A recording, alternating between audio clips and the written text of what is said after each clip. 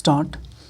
It has been pointed out that the Appellant Institute is one of the premier institute of the technology in the country, and it has Senate around 200 members who are experts in various fields, and this Senate included various distinguished and honored academicians in their fields. Stop. The Senate, being the highest body in the institute, was empowered under the ordinance of IIT Kanpur to take decision regarding the academic programs of the students in the institute, and it had, while approving the finding of the ICC and the SSAC, taken a decision to terminate the academic program of the petitioner respondent. Stop.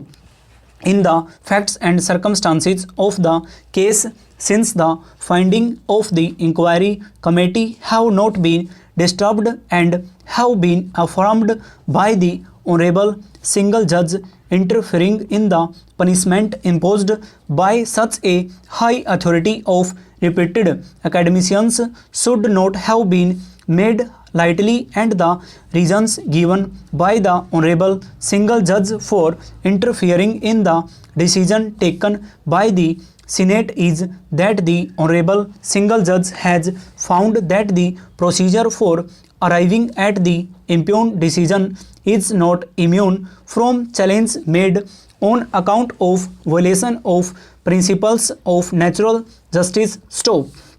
In the judgment impugned, it has been observed that the complaint dated 27th November 2015, on the basis of which inquiry was instituted against respondent number 1, had not been placed on record, and that its contents ought to have been disclosed to the petitioner, and this complaint has not even been placed before the court. Stop.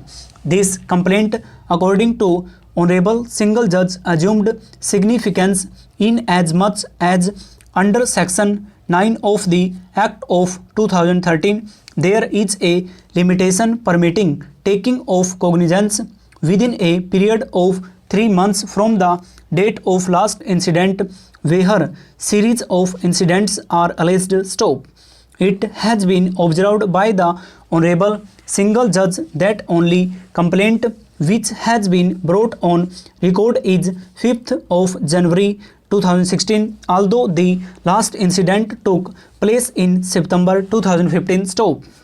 This complaint, according to Honorable Single Judge, was beyond the period of 3 months of the last alleged incident, and if the said complaint was to be relied upon by the committee, reasons had to be recorded in writing for extending the period of limitation, which was not given. Stop.